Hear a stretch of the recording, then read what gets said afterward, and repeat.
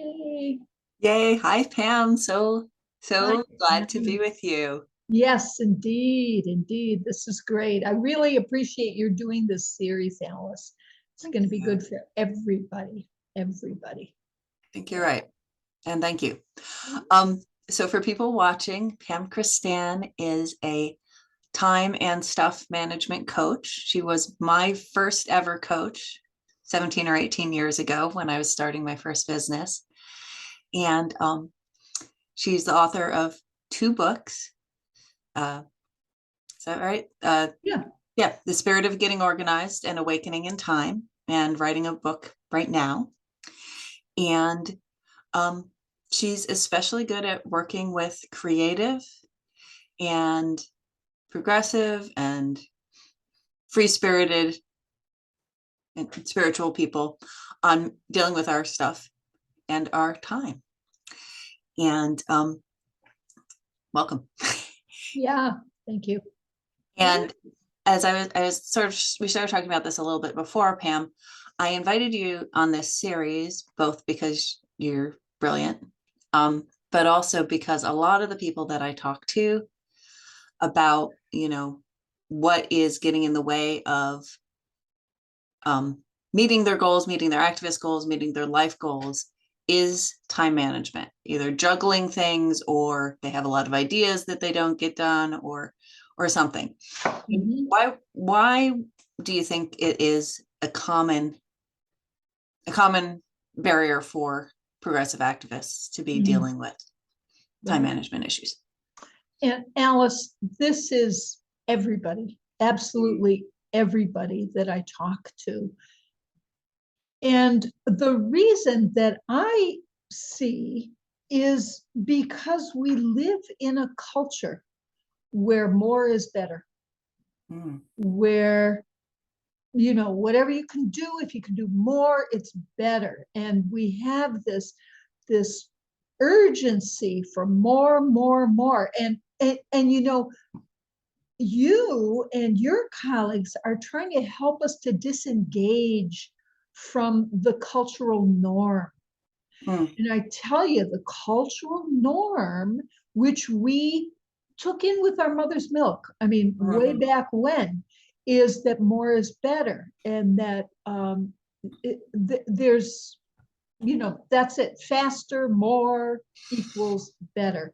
And this runs us into trouble like nobody's business. Because, and I say this in every single workshop that I give, every single consultation, you've heard me say this a million times, is that it's impossible to do it all. Period. It's impossible. When I give a workshop, I put it in letters this big on the flip chart. That's it. It's impossible. It is impossible to do it all.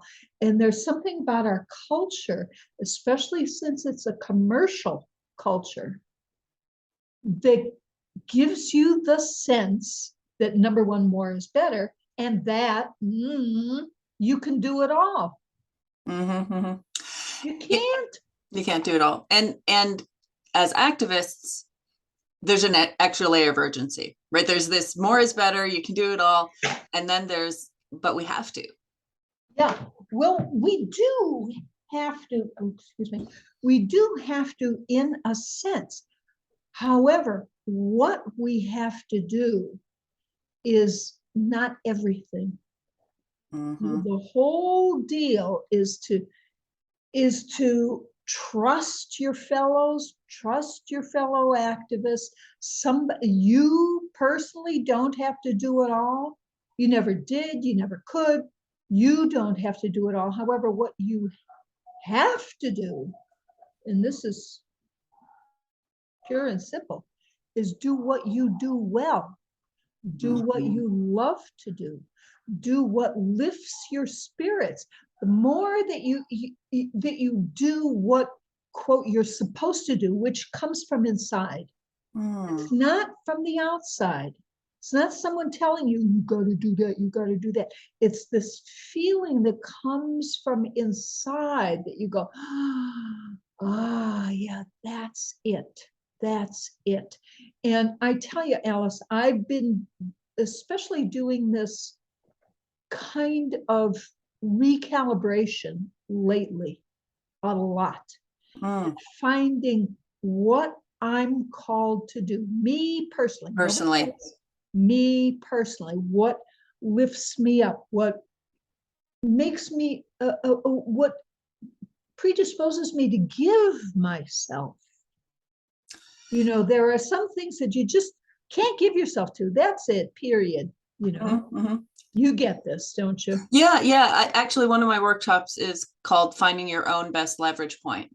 Like each person, what can you give to the movement that's going to energize you and not deplete you, and then also make the biggest difference? Right. And I love that word leverage, because what it implies is that, you know, you stick the lever, that's the Archimedes principle. You find a place to put the lever and you just do a little and things shift. Things shift. You know, a lot of people have been saying this, and you know, Alice, and your audience knows that this seems absolutely hopeless. You know, the whole Yeah. thing is like, how can I possibly do anything that makes a difference? However, this is the kind of thing that every single day, every single encounter that you have with somebody, you can, you don't have to worry about it too much. You don't have to think, oh, how can I make a difference? How can I make a difference? You just sort of feel into it and say, oh, that's useful. That's helpful. And go with it. That's as good as we can do at this point.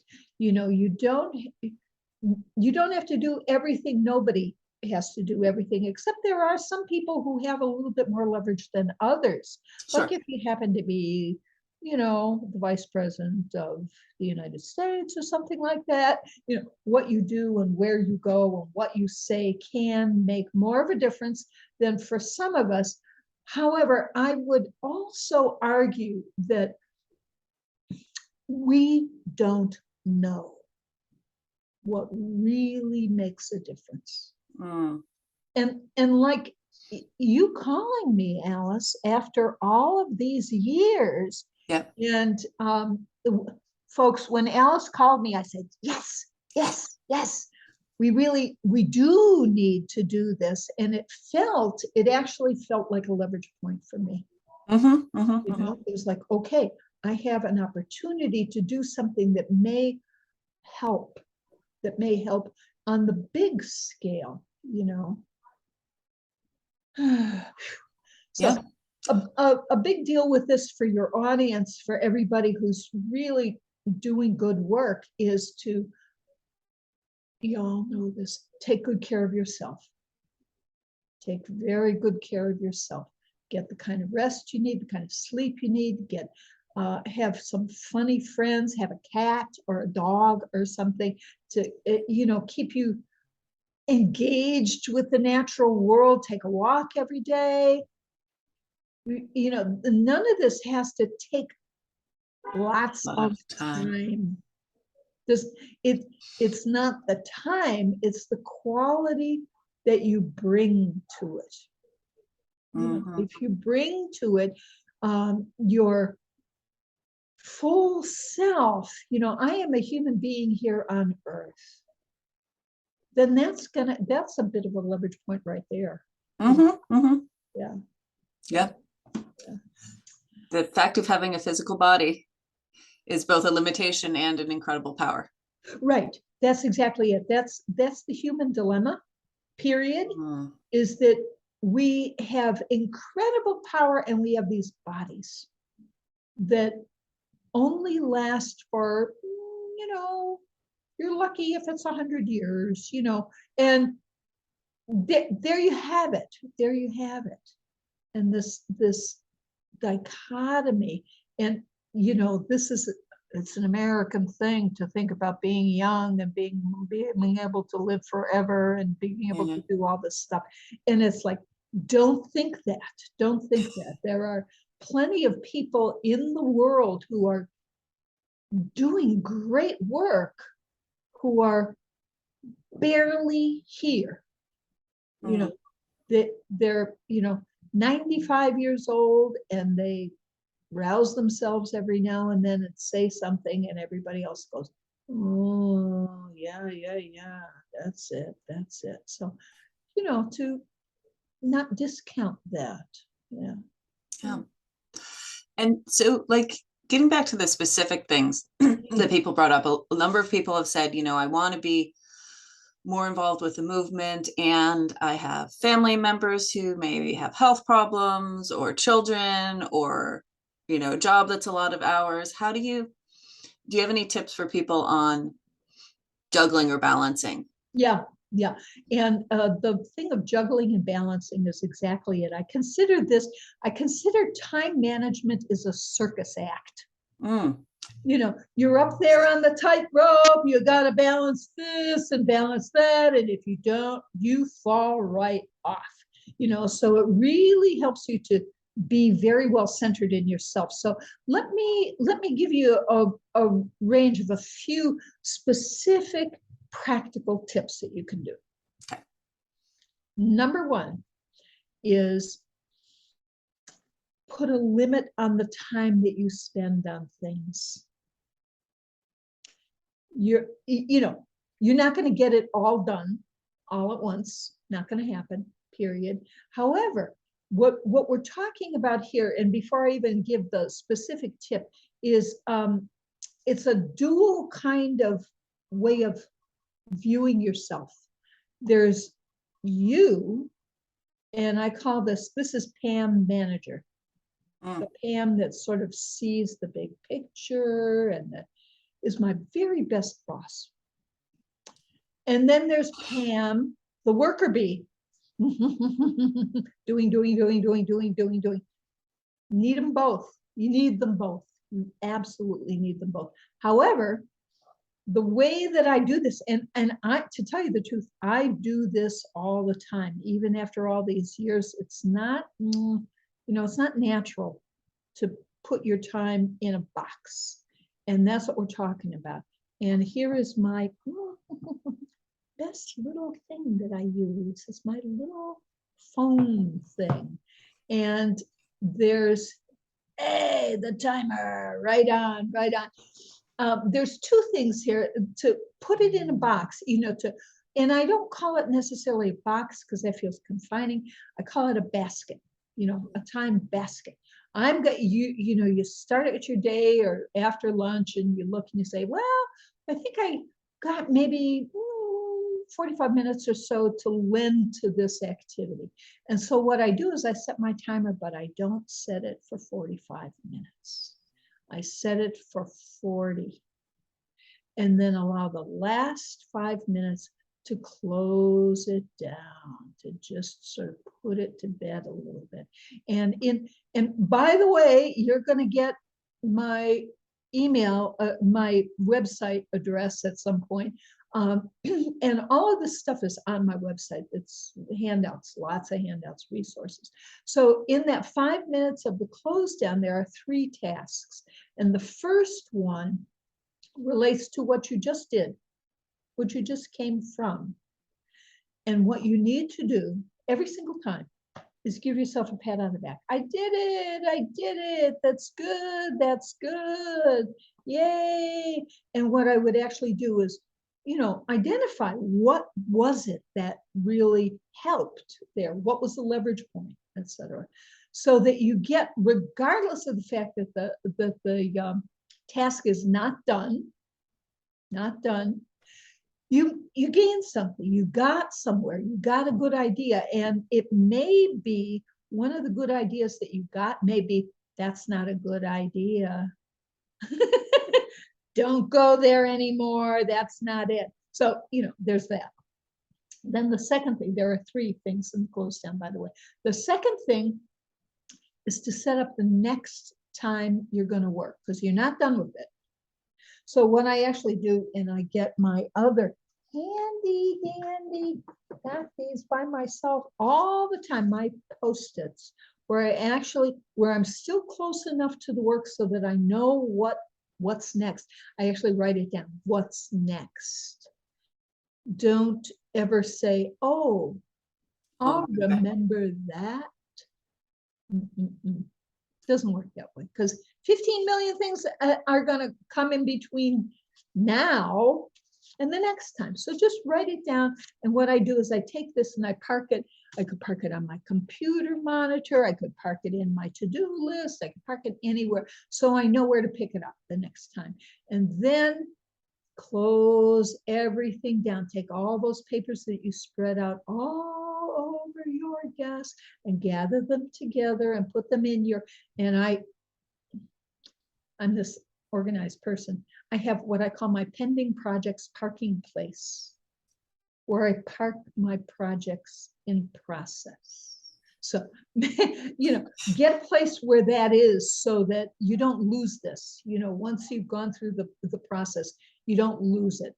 So that's the 3-step close down. And I tell you, I use it all the time. You don't have to use it all the time. Mm-hmm. It's especially useful when you are resisting doing something.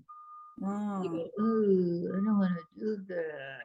I just don't want to do that. What you do is you say, okay, I don't want to do that, but I'll do it for 15 minutes. That's what I'll do. I'll do it for 15 minutes. And don't set your timer for 15 minutes. Set it for 10 or 12 to allow yourself some time to close it down. And one of the pat on the backs for that is, I actually did this thing I hate doing.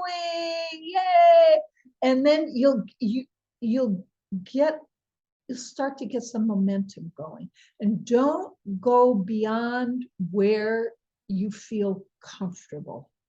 If you start wearing out, if you start feeling tired, if you start feeling brain fog, that's the time to stop. Right then. Close down, bing, bing, bing, 1, 2, 3, what I actually did, what's next, and then, put it all back to neutral gear. You're gonna actually feel like you're moving Moving along. forward. Yeah. Yeah. This is like my favorite tool. And and I find that, yeah, it's amazing for getting started on things that seem too big or unappealing. It's also really good for keeping things separate when you've got a this and a that and a this and a that and a that, to like allow myself to work on, something that is different from what I'm going to work on all day. But I'm Right. going to spend the next 20 minutes on this, Mhm. focus completely on it, close it down, put it away, and then go on to the next thing. Yeah. And Alice, it's also good for things you love to do rather than things you hate to do. If you've got some delightful thing that you want to do, it's also very easy to just sort of pour pitchers of time into that glug, glug, glug, glug, glug, glug, glug. So what I would do is make sure that you contain it well in a nice basket, and be sure you get the positive things, the pats on the back. Oh, golly, I did a watercolor for 15 minutes. It looks pretty good for 15 minutes, all right, right. So make sure you're doing that as well. It's not all gotta. There's gotta be some wanna. I really wanna do that. I like doing that. So. And I'm glad and I'm proud that I have done something, and Right. looking at what I have done instead of only looking at what I haven't done. Right. Oh man, that's a recipe for discouragement, looking at what you haven't done. Not gonna work, not gonna work. You're gonna feel like, okay, I'm dragging myself across the floor. That's what I'm doing, inch by inch. Don't do it. Don't do it, because what that does too is it starts to color your work. It colors your attitude towards this good work that you're doing. And if you're just slogging through it, you're going to project slog, not so good. Not so good for anybody, not so good for you, not so good for your colleagues, and not so good for the people who you're trying to shift and change, because they'll say, see, they're slogging. This is not good, so you gotta, it's a delicate thing. Yeah. And I would also encourage people um, to see if there's some kind of mindfulness practice that you can do, something or another. And it doesn't have to be big, it could be just small. I do a walk outside. It's the same walk every single day. Mhm. It takes, depending on how fast or how slow I go, it can take as little as 7 minutes. It can take as long as 15 or 20. And all I'm doing, period, is just being present. That's all I'm doing. Nothing else. Nothing else. And of course, that's what I say, but you know what happens. Things go through your mind like crazy, and you go, oh man. And I have to watch it that I don't get into writing things down, because that's not what I'm into when I'm on my walk. I'm into just plain old presence. If any, I remember I can't believe I did this, but I did it, a 10-day silent retreat. One of the hardest things for a writer to do, and they didn't let you have a pen and paper. That was for both. You Yeah. could have a pen and paper. And it was really funny is I was walking through the halls in this retreat center, and alone, no one else was there, and I caught out of the corner, and I stole it, and I brought it back to my What was room. it? You It was cut out when you said a a pen. right. And I stole it and I brought it back to my room. And the only thing I had to write on was the receipt for where my purse was in a locker. And that was it. That was a piece of paper this big. And this was midway in the 10-day retreat. And I said, oh, how am I going to do this? Well, I ended up writing very small for maybe about 2 days. And then I gave it up. I said, that's not what this is about. It's not about making a list. It's about being present. That's all it's about. So I would encourage everybody to have some kind of practice that gets you outside of this word mind. Words on the list, words can really get you in trouble like crazy. So that's a hard one for people who are in our culture. Very difficult to not think in words. Really difficult. Really difficult.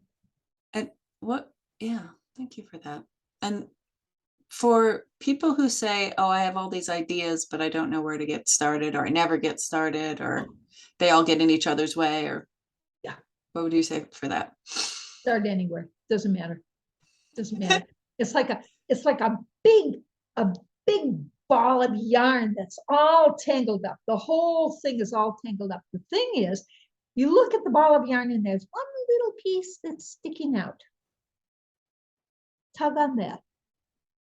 Just tug on that sort of gingerly, not too seriously, just a little. Start tugging there a little bit.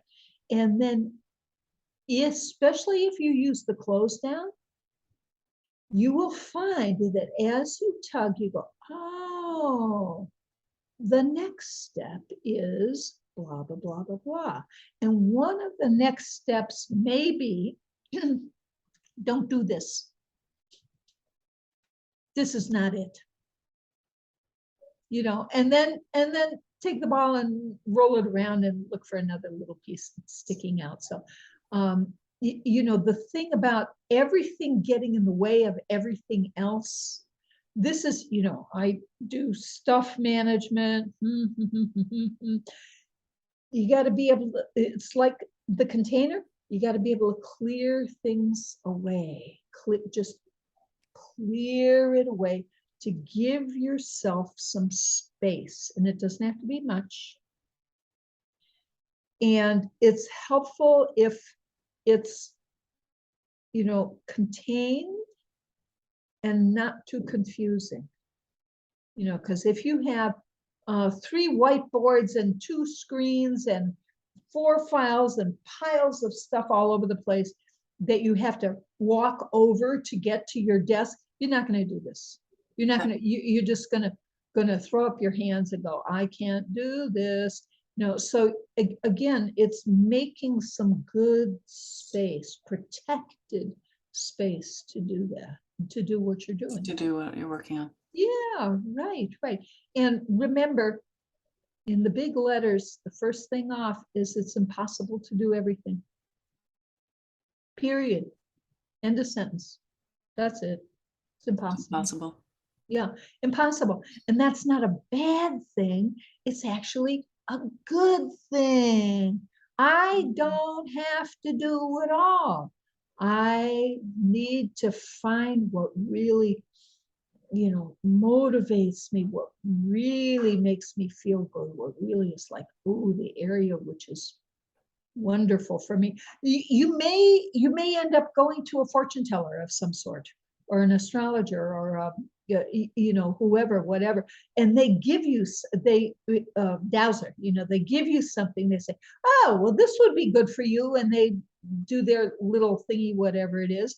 And what I learned, having been a dowser, an astrologer, and a thisser and a thater, is that sometimes they tell you to do something and you go, when you get out of the consultation, you go, nope, not going to do that. However, what it did do was it showed you that you don't want to do that. Yep. And that is really important, really important. I actually have a pendulum. I still douse some, and I have a list, a to-do list. Yep. And I douse it. And I don't do this every day these days, but I often do. And sometimes, for the most part, what I do is if it tells me to do this, I do it. You do it. Yep. I do the same thing with dice. Yeah, right. Because the thing is, you need to propel yourself forward in a way, and not be sitting in a pile of bum, of wondering what to do. Yeah. And we're getting close to the end of our time. So tell people how to find you, and tell them about your gift that you're offering. Okay. You find me, and it should be there somewhere or another. Pam at PamelaKristan.com is my email address, and my website is PamelaKristan.com. So I would encourage you to go there and just use whatever you can. I've got all of my newsletters, not all of them, but a goodly bunch of them, and a lot of resources, handouts, this is and that's and all that. That's how to find me. And my free gift is my first book called The Spirit of Getting Organized, 12 Skills to Find Meaning and Power in Your Stuff. That's the full title. And the thing is, it seems to be more about stuff management than time management. However, people who know the book know that it's really all the same, and also that it's a very spiritually oriented book, and that it's, it's not all system. There's some real ways of conceiving some of the things, just some of the stuff that we've been talking about too. But, and at the same time, there's things to do, lots of things to do to get you organized. It will be fun. It will be. And you have a limited number of those. You have 50 about? 50 of them. I have 50 of them. I'm ready to give away 50 books. Okay. So if more than 50 people sign up, we'll figure out what to do with the rest of you. But yes, there's 50 free books, and I had that book for many years, and and the only reason I don't have it anymore is I've mostly memorized it. Yeah. All right. Oh, this is so wonderful. I think it's a huge contribution to everybody in the summit, and it's also wonderful to spend time with you again, Pam. Oh, it's so good to talk. Yeah, wonderful. And be reminded of the wisdom of this work. All right. Good. Thank you very much. And I think that we'll end it there. All right. Wonderful. Bye to everyone and good luck. Just take it easy. Take it easy. Studs Terkel used to say it to close out the midnight special on WFMT in Chicago on Saturday nights. He would always say, take it easy, but take it. Yeah. So easy and do it. Good. Thank you. Okay, we done?